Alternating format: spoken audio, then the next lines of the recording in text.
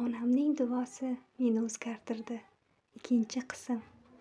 Azizning hayoti sekin-asta emas, balki keskin o'zgarishni boshladi. O'sha kundan keyin hayot tashqaridan qaraganda o'zgarmagandek edi. Hammasi o'sha do'stlar, kulgi, kechalar, telefonlar. Lekin ichida nimadir sindi. Ko'rinmas, lekin og'ir bir narsa yuragining ichida joylashib oldi. Aziz ba'zida jim qolardi, hech sababsiz. Do'stlari kulayotganda ham faqat qarab turardi. O'sha paytda u onasining so'zlarini tez-tez eslay boshladi. Men seni Allohga topshirdim, bolam. Avval bu gap unga oddiy eshitilardi, lekin endi bu so'z yuragiga og'ir toshdek tushardi. U o'zini chalg'itardi. Yo'q, hammasi joyida. Bu oddiy fikrlar. Lekin ichidagi ovoz tinmasdi. Bir kuni kechqurun yana odatdagidek uchrashuv bo'ldi. Do'stlar kulishardi, telefonlarda musiqa, vaqt tez o'tardi. Shunda do'stlardan biri, "Yur, bugun boshqa joyga boramiz." Zerikib qoldik. Hammasi oddiy taklif edi. Oddiy qaror, oddiy lahza. Lekin ba'zan eng oddiy qarorlar ham hayotni ikkiga bo'lib yuboradi. Aziz bir lahza jim qoldi. Ichida g'alati tuyg'u paydo bo'ldi. Go'yo kimdir unga sekin borma deb shivirlayotgandek.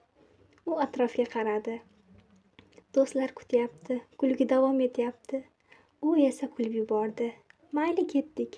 Va o'sha mayli uning hayotidagi eng og'ir javoblardan biri edi. Ular mashinaga o'tirishdi. Yo'l qorong'u, ko'cha chiroqlari bir-biridan uzoq. Shahar esa go'yo uxlayotgandek sokin. Ichkarida musiqa baland, hazillar, kulgi, baqiriqlar.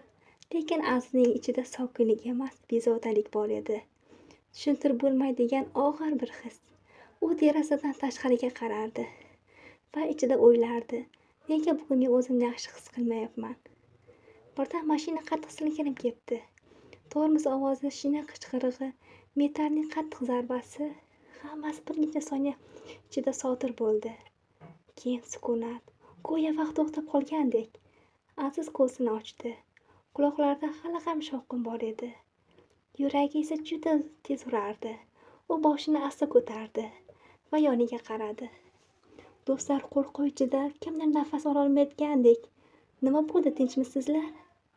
Ovozi titrar edi. Aziz gapira olmadi. Chunki u bir narsani juda aniq his qilgandi.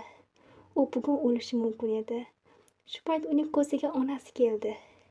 Eshik oldida kutib o'tirgan holati, jim qarashi va o'sha so'z, "Men seni Allohga topshirdim." Azizning ko'zlari birdan namlandi.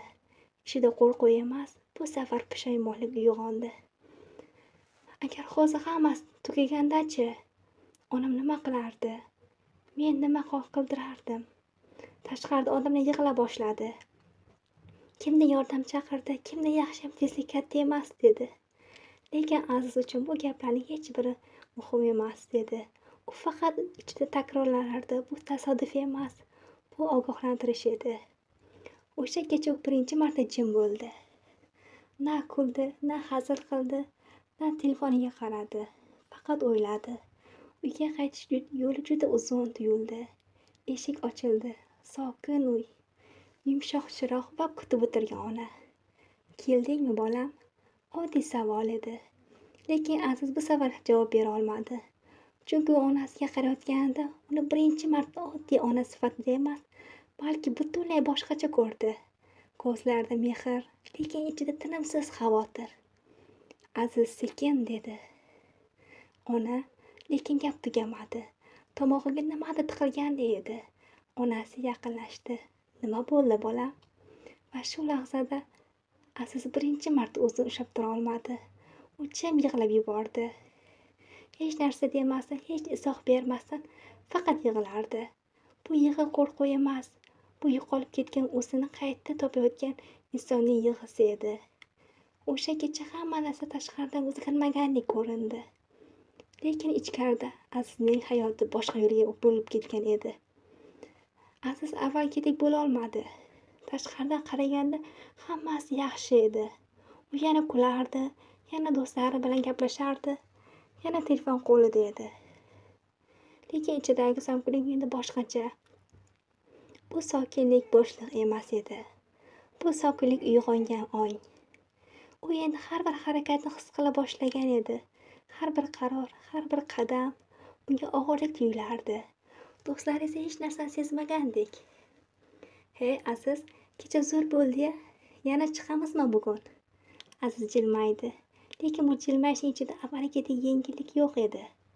U faqat boshini qimirlatdi. Bilmayman. Bu bilmayman uning hayotida yangi gap edi.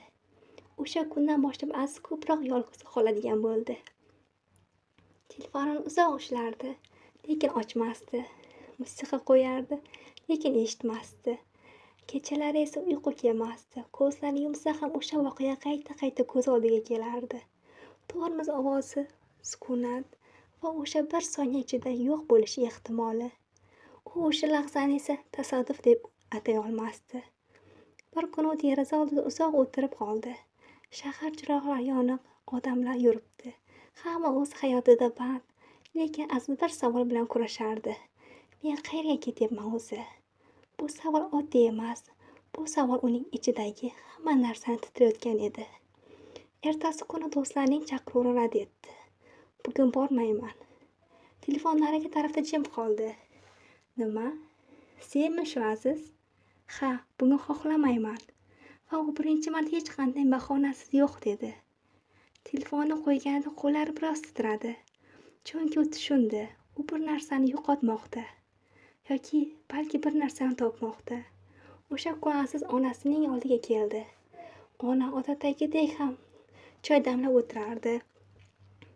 Hech savol bermadi, faqat qaradi.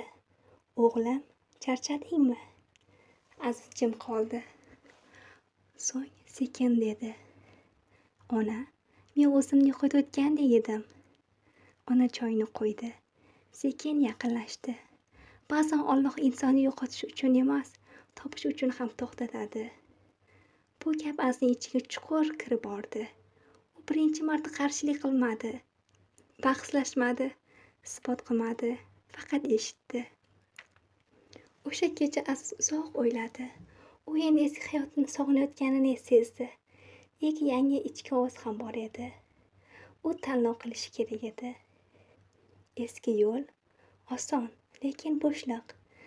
Yangi yo'l noma'lum, lekin sokinlik. Aziz ko'zlarini yumdi va sekin pichirladi. Men o'zgarmoqchiman. Bu oddiy gap emas edi. Bu uning ichidagi burilishning boshlanishi edi. Va shu bilan uning hayotida yangi sahifa ochildi. Lekin shu faqat boshlanish edi. Chunki eng katta sinovlar hali oldinda edi. Aziz o'rgizilmoqchi bo'ldi. Lekin hayot shunday narsaki, inson o'zgaryapman degan zahoti uni sinovlar bilan tekshiradi. Chunki ichki o'zgarish bir lahza emas, bu kurash, o'ziga qarshi kurash. O'sha voqeadan keyin Azizning hayoti tashqarida juda sokin ko'rinar. Hech kim hatto o'zgarish sezmagandek edi. Lekin Azizning ichida qandaydir yangilik qo'layotgan edi. U ertalab uyg'onardi, derazaga qarardi, avvalgidek shoshilmasdi. Telefonni qo'liga olardi, lekin uzoq qarab turardi. Go'yo u endi har bir narsani birinchi marta ko'rayotgandek. Hatto oddiy ovozlar ham unga boshqacha eshitilardi. Ko'cha shovqini, odamlarning gaplari, hammasi o'zgargandek. Do'stlari esa buni payqay boshladi. Aziz, sen juda jim bo'lib qolding. Oldin boshqacha eding. Biz bilan kamroq yuradigan bo'lding. Aziz ularga qaradi, lekin nima deyishni bilmasdi. Chunki o'zi ham ichida nima bo'layotganini aniq tushunmasdi. Faqat bir narsani bilardi. U eski hayotga qaytishni xohlamayapti. Lekin yangi hayotga ham hali to'liq kira olmadi. Bir kuni u eski xabarlarni ko'rib chiqib, kulgi bilan yozilgan gaplar, kechasi yuborilgan xabarlar, ertaga ko'rishamiz degan va'dalar hammasi juda oddiy. Lekin Aziz endi ularga qarab boshqacha o'ylardi.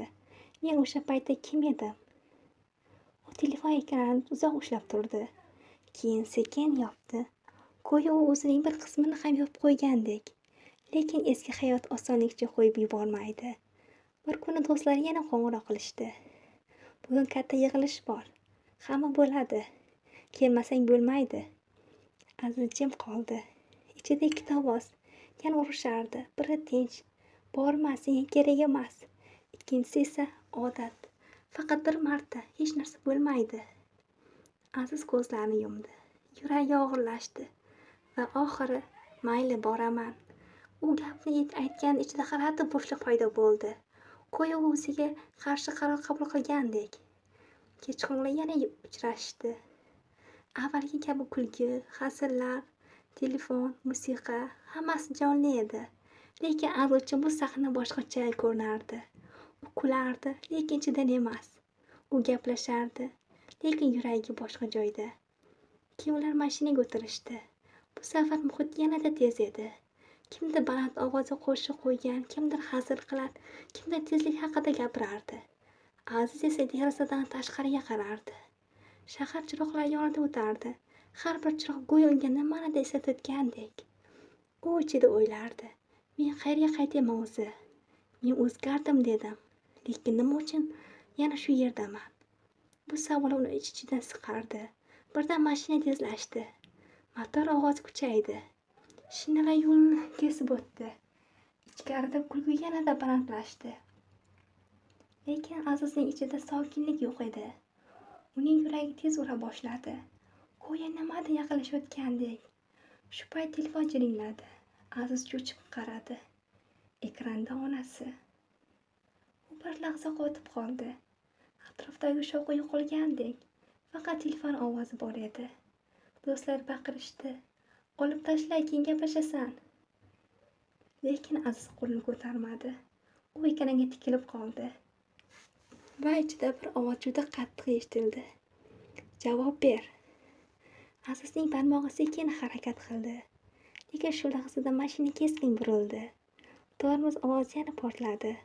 Hammasi bir soniyada o'zgardi. Dunyo silkindi. Aziz ko'zini katta ochdi. Yuragi qattiq urardi. Quloqlarida shovqin. Lekin eng og'iri ichidagi tuyg'u yo'q edi.